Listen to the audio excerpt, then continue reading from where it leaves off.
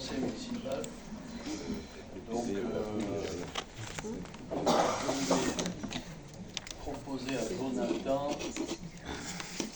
d'être secrétaire de séance. Y a-t-il des oppositions? Il n'y en a pas. Abstention non plus, j'imagine.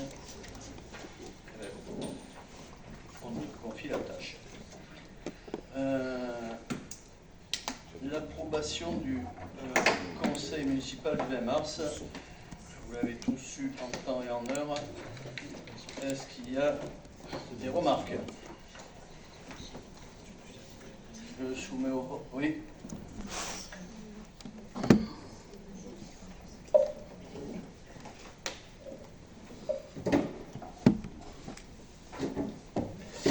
Oui, il y a pas mal de remarques. Personne d'autre n'a lu. Bon. La question, c'est si vous avez des remarques, dites-les. Ah oui, mais il va falloir afficher le PV parce qu'il y en a beaucoup. Non, mais allez-y. Très bien, je sors mon fichier.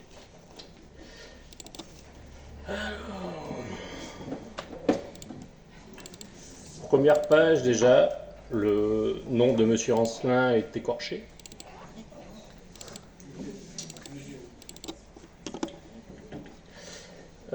C'est là.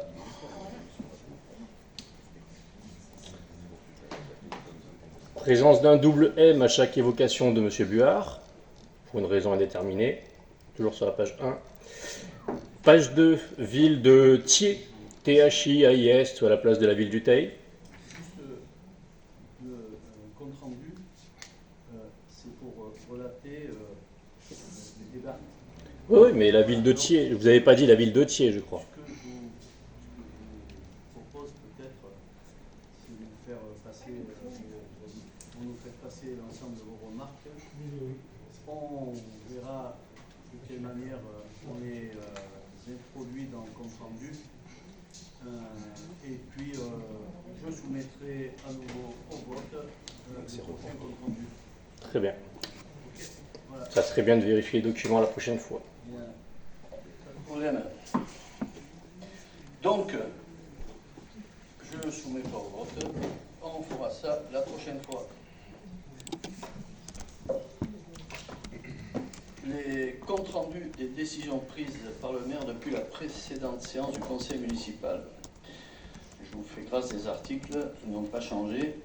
Donc, au titre de la délégation accordée en matière de passation de marché public et d'accord cadre, la signature de 3 conventions pour le dépotage de la station d'épuration de la Barcasse conclue entre la commune La Sorre et les sociétés ACL 26, assainissement, dépollution frères et curage, vidange, dégazage. Ces conventions sont conclues pour la période du 1er mars 2026 au 28 février 2029.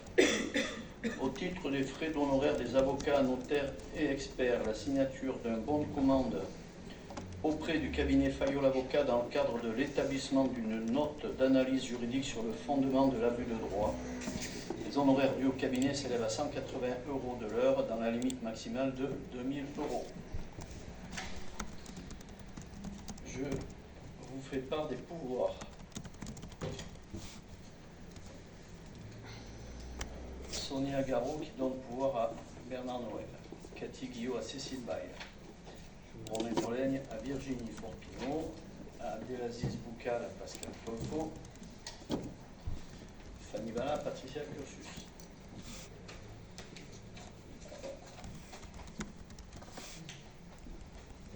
Donc nous allons ensuite aborder le rapport d'orientation budgétaire. Je laisserai la parole à Virginie. En quelques mots, voilà, nous, la commune, comme les autres collectivités, est soumise donc à un contexte, comme tout à chacun, complexe. Et ce contexte, bien entendu, impacte fortement donc la vie à la fois des Françaises, des Français, donc des lois, et en même temps, bien entendu, a un impact sur notre collectivité. Les choix gouvernementaux ont aussi un gros impact sur les collectivités. Je prendrai pour exemple, Virginie reviendra dans les détails, donc les baisses de dotation que nous subissons depuis maintenant plusieurs années, de trop nombreuses années, qui imputent largement donc nos équilibres budgétaires et nous contraignent à travailler sur des efforts de gestion. Et ces efforts de gestion auront bien entendu un jour ses limites, puisqu'ils vont finir par détériorer l'ensemble des services que nous mettons à la disposition des TEOA, des services obligatoires. Donc c'est dans ce contexte, bien sûr, qu'on va aborder ce débat. Pour autant, moi je pense qu'on a, conformément aux engagements que nous avons pris auprès des TEOA et des TEOA, puisque ce contexte n'est pas nouveau, on le savait, on maintiendra le cap que nous avions décidé. Et dans ce contexte-là, à savoir on continuera les projets de restructuration de la commune et on aura un travail particulier sur le quotidien des TEOAS. Donc tout ça va être proposé, mais de manière très globale, puisqu'il s'agit bien d'un débat d'orientation budgétaire et que nous aurons à voter le budget dans quelques semaines. Et je vais laisser la parole à Virginie. Merci, bonjour.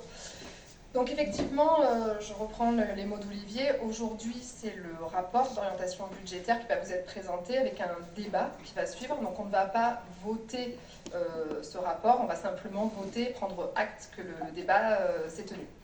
Donc le débat d'orientation budgétaire, il permet aux membres du conseil municipal d'échanger sur la stratégie financière de la collectivité. Il constitue une étape essentielle de la procédure budgétaire en permettant la discussion sur les priorités, sur les évolutions de la situation financière de la collectivité. Le budget, lui, sera voté le 28 avril.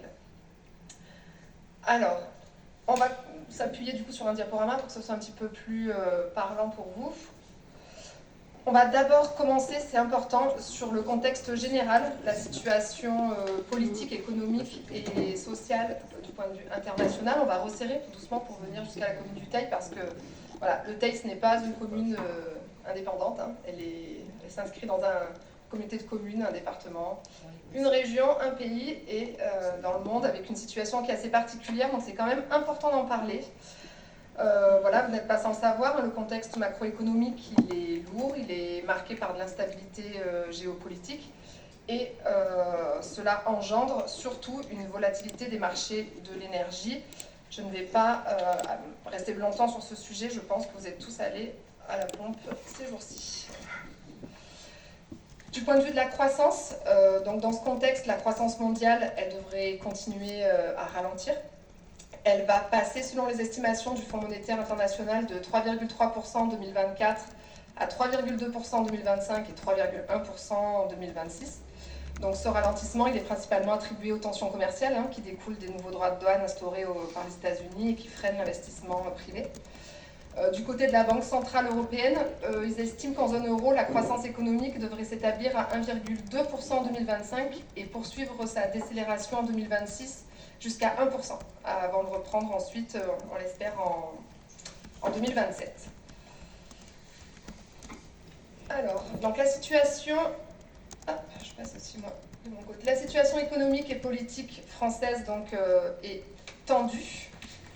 Donc le déficit en 2024 a été pour la France de 5,8% du PIB, ce qui avait conduit la Commission européenne à ouvrir en juillet 2024 une procédure de déficit excessif envers la France.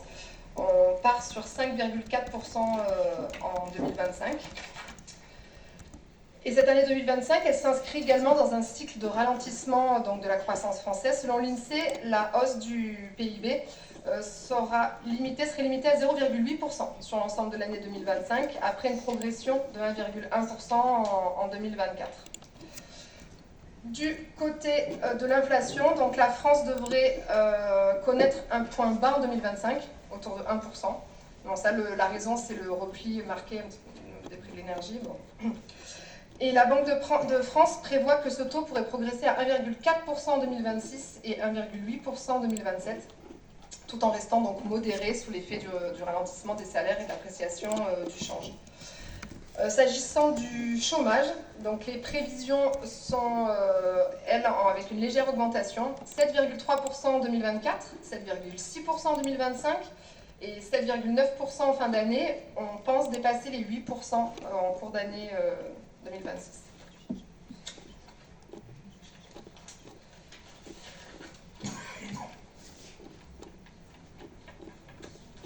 On peut passer, je pense, à la diapo suivante. Vous avez tous eu le temps de lire, c'est bon ? Donc,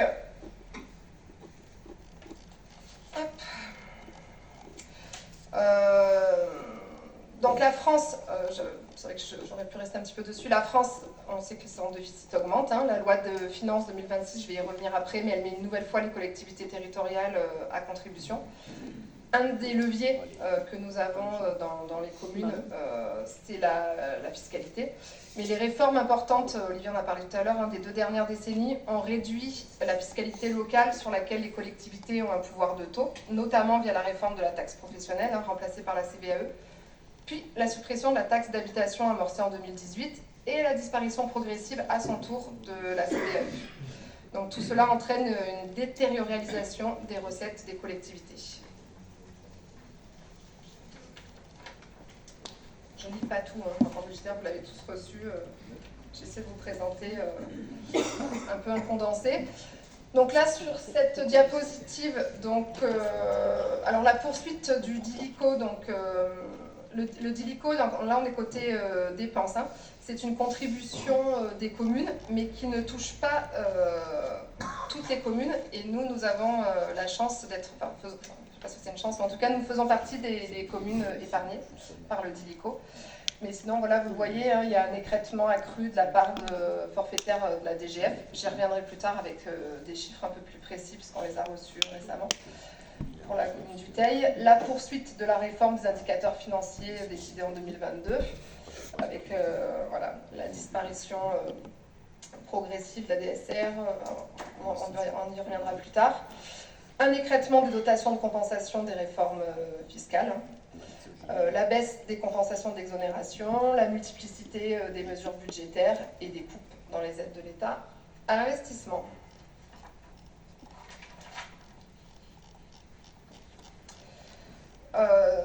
D'ailleurs, l'écrêtement de la DGF, pour y revenir, moins 5,7% en 2024, moins 1,1% en 2025 et moins 3,2% en 2026. Ce qui est très compliqué en plus, c'est que les règles changent tous les ans, donc on perd de la visibilité pour faire le budget. Voilà. J'apprends, je suis novice dans le budget, je me rends compte que c'est compliqué. On a peu de visibilité et on reçoit les chiffres très très tard. Alors, donc les dépenses d'achat de biens et de services des collectivités depuis 2022 augmentent sur un rythme plus soutenu que l'évolution des prix à la consommation. Et le panier des dépenses des collectivités diffère de celui des ménages. Si nous sommes touchés, nous aussi, dans notre chariot tous les jours par rapport à l'évolution des tarifs, les collectivités, c'est encore un degré supérieur. Donc du côté des recettes de fonctionnement, la progression ne serait que de 5,1% en 2025, plus 3,4% en 2024, soutenue néanmoins par une augmentation du produit de la fiscalité directe, plus 5,3%, et indirecte, les produits de l'État poursuivant leur décélération. Du côté des impôts locaux, ils continuent à croître du fait de la revalorisation automatique des valeurs locatives. Donc la grande majorité des communes et des intercommunalités ayant décidé de reconduire au même niveau leur taux de fiscalité locale entre 2024 et 2025, on le verra plus tard, ce qui est le cas pour le Teil. Du côté de l'investissement, donc l'investissement local, il est resté en France dynamique à l'approche de la fin du cycle du mandat, plus 10,4% en 2024 et une prévision de 4,9% en 2025. Voilà, cette tendance, elle est surtout portée par les intercommunalités, mais aussi les communes. Vous me dites si je vais trop vite. la diapo suivante.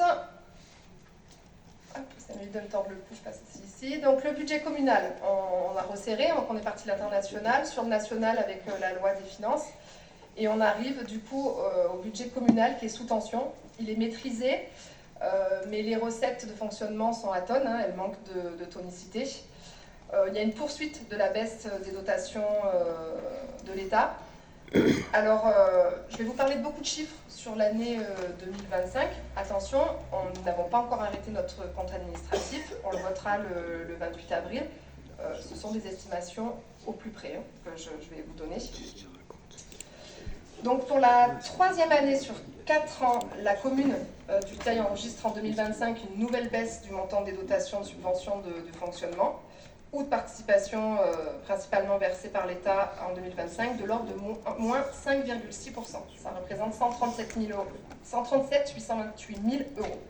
Donc depuis 2021, cela représente une perte totale de 840 000 euros, une baisse de 26% concernant.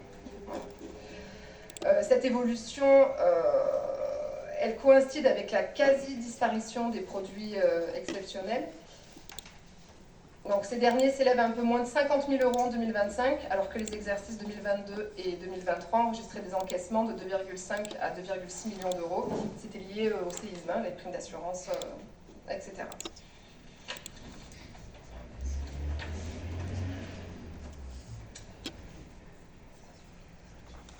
Alors, il y a tout de même une reprise des produits issus de la fiscalité. Donc, deux facteurs principaux expliquent ce rebond. L'augmentation du produit issu des droits de mutation, donc c'est ce qui s'appelle le DMTO, là, sur ce que vous voyez là, grâce à l'augmentation des DMTO. Donc, DMTO, c'est les droits de mutation à titre onéreux. Voilà, pour ceux qui ne savent pas ce que c'est qu'à chaque fois qu'il y a des transactions chez le notaire, voilà, on touche ces DMTO. Donc, on a fait plus 36,1% en 2025. Et ça fait suite à 2 années de forte baisse. Il y avait moins 17,5% en 2023 et moins 30,6% en 2024. Voilà. Au Teil, la DMTO, c'est assez spécifique parce que même quand de partout ça monte, chez nous ça monte davantage, et quand ça baisse, chez nous ça baisse un peu moins. On est un territoire dynamique là-dessus, du point de vue des transactions immobilières. Et le deuxième facteur, c'est la revalorisation des attributions de compensation versées par la communauté de communes Ardèche-Rhône-Poiron, puisqu'il y a un travail qui a été fait, nous avons eu plus 13,6%, donc 166 890 euros à la faveur de la révision du pacte financier en 2024. Donc au global, les recettes réelles de fonctionnement de la commune ne progressent que de 0,2%. Alors certes, ça constitue une nette amélioration par rapport à la perte enregistrée l'année précédente, moins 16,4%, mais ça traduit néanmoins un contexte budgétaire de plus en plus tendu pour la collectivité, à l'instar de ce qu'on peut observer dans bon nombre de collectivités locales. Ce n'est pas, voilà, c'est à l'échelle nationale. Donc ces évolutions avaient été anticipées au moment de la préparation du budget 2025. Et le taux de réalisation du BPR, du budget prévisionnel 2025, pour ce qui relève des recettes réelles de fonctionnement, s'élève à 102,4%. Donc 251 710 euros au-dessus des prévisions de recettes inscrites au budget.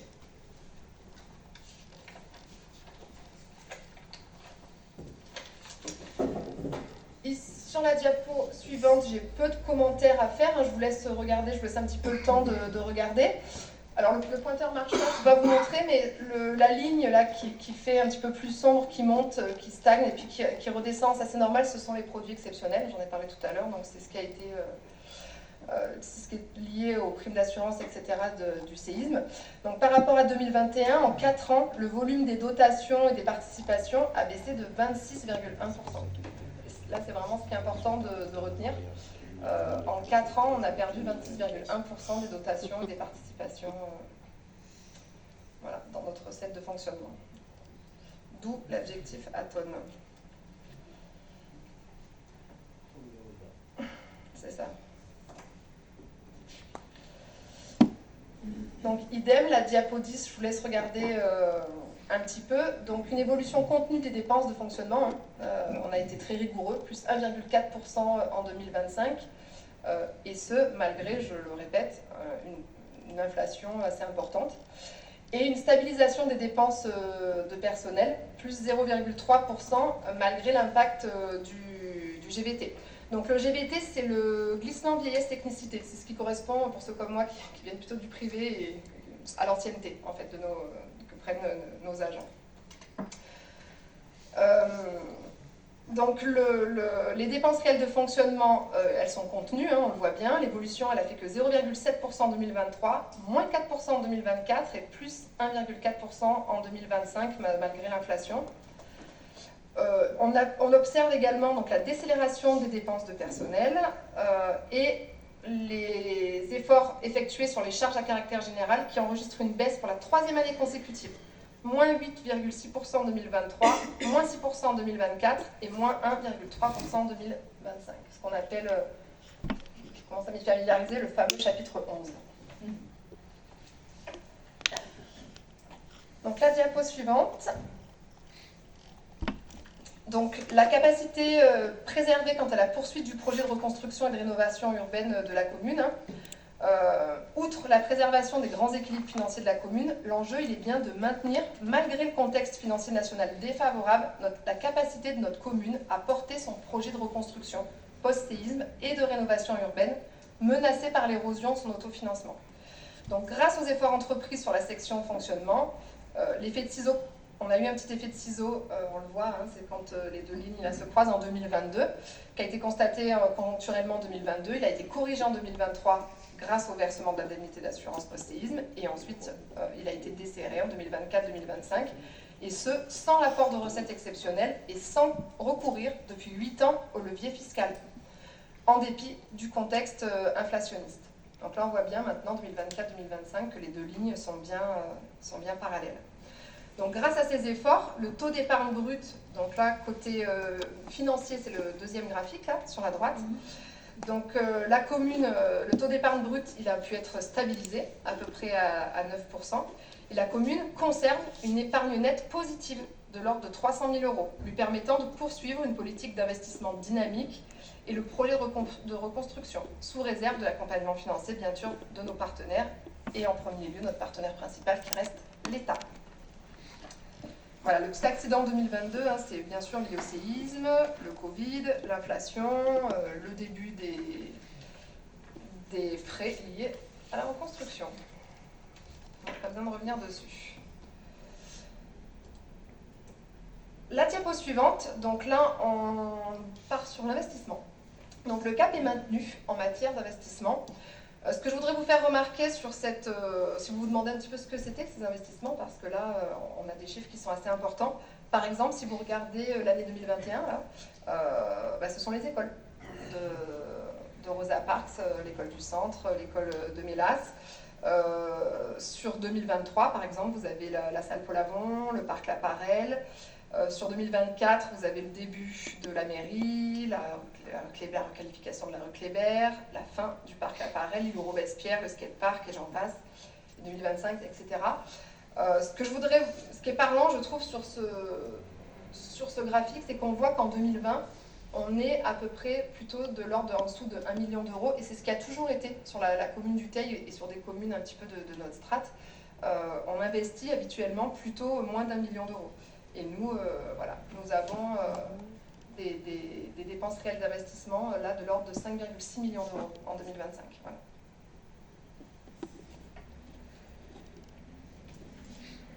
Je vous ai cité un petit peu des éléments qui ont fait partie de nos investissements ces dernières années et qui vont continuer de l'être pour certains. Donc, il y a eu un cycle de projets avec notamment donc, le démarrage à l'automne des travaux d'aménagement de la place Jean Massé, avec un décalage de quelques mois des travaux de reconstruction de l'église Notre-Dame, et voilà, vous étiez tous présents pour la pose de la première pierre.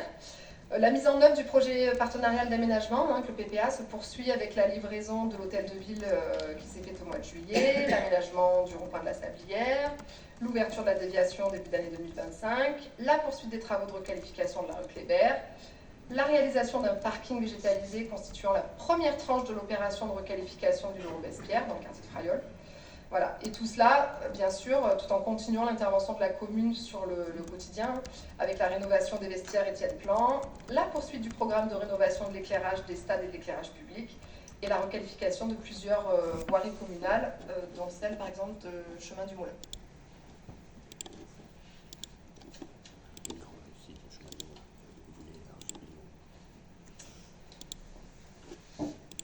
Donc, pour investir, eh bien, il faut parfois avoir recours à l'emprunt, souvent, hein, c'est important. Le recours à l'emprunt, il est maîtrisé en 2025. Il y a eu plusieurs années de désendettement. Si vous regardez le graphique en bas, hein, vous voyez, en fait, quand vous avez un nouvel emprunt, il est en bleu marine, donc il y en avait eu en 2021. On voit qu'on n'a pas eu recours à l'emprunt en 2022, 2023, 2024. Et vous vous en souvenez, l'année dernière, nous avons eu recours à l'emprunt pour un montant d'1 million d'euros. La charge supplémentaire de cet emprunt ne débutera qu'en 2027. Hein. On l'a fait en 2025, cet emprunt, parce que les conditions étaient favorables. Le montant de l'annuité au 31 décembre est de 816 552 euros. L'encours de la dette au 31 décembre 2025, c'est 6 337 602 euros. Mais grâce au désendettement effectué entre 2022 et 2024, et surtout grâce aux efforts de gestion qui ont été réalisés en 2024 et 2025, le ratio de désendettement, il reste maîtrisé. En 2025, le ratio, il était de 6,6 ans. Et je vous rappelle que quand une commune commence à être surveillée par rapport à des soucis de difficultés financières, il faut être en dessous de 10 à 12 ans. Voilà. Donc on était loin de ce chiffre.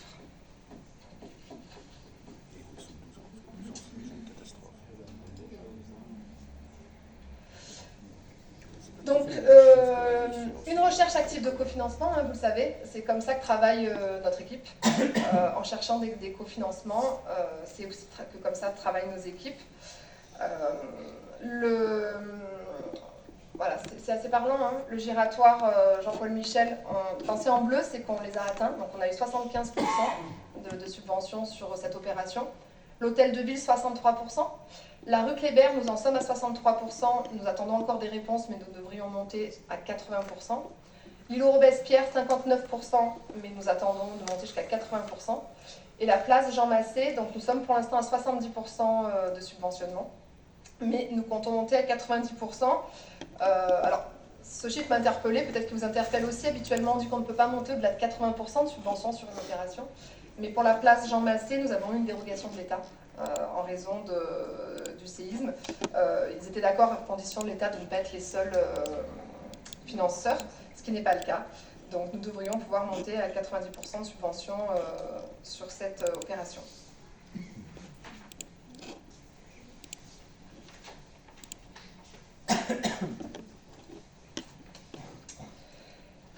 Donc maintenant le côté analyse financière, avec donc la présentation de quelques ratios sous forme de graphique. Donc une dégradation de ces ratios, mais qui est logique, compte tenu de la situation, on vient de le voir, je ne vais pas tout reprendre depuis le début, mais qui est contenue. En matière de ressources, donc après un certain fléchissement enregistré en 2021-2022 au niveau des recettes réelles de fonctionnement par habitant, lié en partie à la baisse des produits d'imposition directe par habitant, malgré une augmentation régulière de la dotation globale de fonctionnement par habitant, la dynamique des recettes a repris en 2022, notamment grâce aux revalorisations successives décidées par l'État des bases des taxes foncières. On parle bien de l'assiette de l'État. Je vous rappelle que nous avons choisi de ne pas augmenter les impôts depuis 9 ans. Donc elle s'inverse à nouveau de manière importante en 2024, tel que précédemment évoqué, sous l'effet d'une baisse des dotations accordées par l'État. Donc il y a une perte de dynamique des recettes fiscales. La légère amélioration constatée en 2025, on voit sur le graphique du haut qu'entre 2024 et 2025, ça monte légèrement. Elle ne suffit pas à rattraper les niveaux constatés les années précédentes. Donc on avait 1 226 euros par habitant en 2025, 1 203 euros en 2024 et 1 464 euros par habitant en 2023. Donc ça c'est le ratio des recettes réelles de fonctionnement sur la population. La grosse baisse qu'on voit là, de 2023 à 2024 sur le graphique du haut, elle est liée à la baisse, cette année-là, des droits de mutation et bien sûr la baisse des dotations de l'État, notamment la DSU.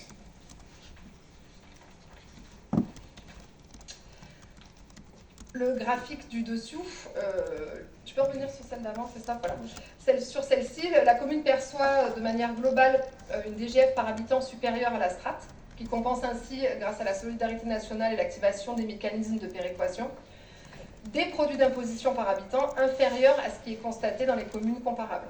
Mais toutefois, avec la perte de la DSU, je viens de vous en parler, cet avantage se réduit. Donc la DGF baisserait à 178 € par habitant en 2025 contre 209 € par habitant en 2023. Je parle toujours au conditionnel, je vous expliquer pourquoi. Voilà. On peut revenir sur la suivante. Donc les dépenses réelles de fonctionnement par habitant, donc elles progressent sous l'effet de l'inflation de 2021 à 2023, puis elles ont baissé grâce aux efforts de gestion qui ont été entrepris par la commune. La part des dépenses de personnel dans les DRF, impactées par les mesures nationales de revalorisation en 2024 et la baisse des charges courantes, à leur tour contenues en 2025. Là, ce que vous avez, le graphique en haut, pourquoi ça monte de 2021 à 2023, donc c'est dû à l'inflation. Et pourquoi vous voyez après une baisse de 2023 à 2024, ça, ce sont les efforts de gestion de la commune. Sur le graphique du dessous, donc là, c'est un ratio qui compare les dépenses de personnel avec les dépenses réelles de fonctionnement. Il baisse de 2021 à 2022 parce que les dépenses réelles de fonctionnement augmentaient. Toujours lié à l'inflation, mais nous n'avons pas augmenté le personnel. Donc forcément, le ratio a baissé. Pourquoi en 2024, il y a une flèche qui monte tout en haut comme ça? La revalorisation du point des fonctionnaires. Voilà. On peut passer à la diapo suivante. Donc en matière, là on est sur toujours de l'analyse financière en matière d'investissement. Donc l'effort d'investissement opéré par la commune depuis 2020 est très net. Malgré un léger fléchissement en 2022 et un redémarrage en 2023, pour partie lié au cycle de vie des projets, il s'est accentué en 2024 et resterait à un niveau élevé en 2025, 515 € par habitant. Je ne sais pas si vous avez bien à lire, le studio, donc c'est les dépenses d'équipement brut sur les recettes réelles de fonctionnement, et à côté les dépenses d'équipement brut, le ratio sur la population.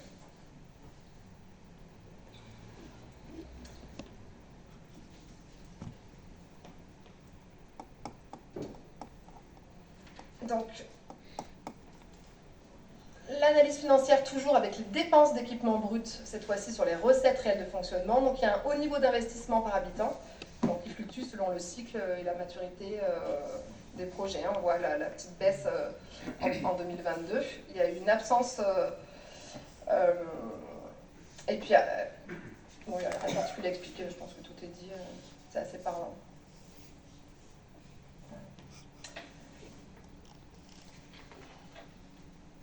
L'encours de la dette par rapport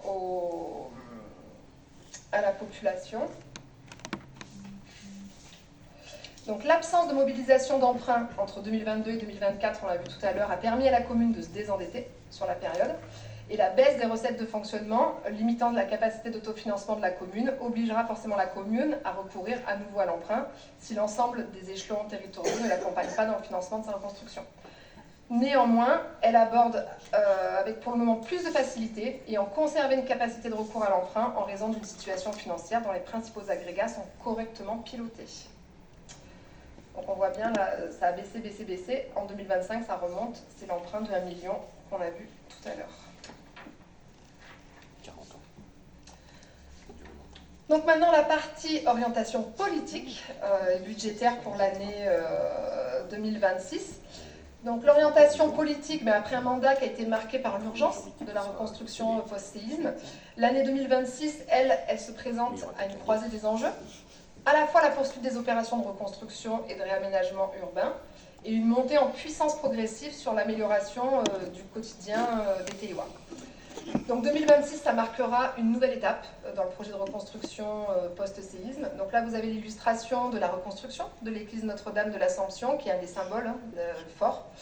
Donc engagés en début d'année, les travaux devraient se dérouler sur environ 18 mois. À côté, quand c'est écrit en rouge, donc des travaux des projets liés à la commune, en noir, vous avez à chaque fois vous retrouverez les projets qui sont liés à la communauté de communes Arc. Donc là, on voit le lancement des travaux de la réhabilitation de la médiathèque, avec l'agrandissement, et c'est un équipement qui accueillera également le musée de la Résistance et de la déportation en Ardèche.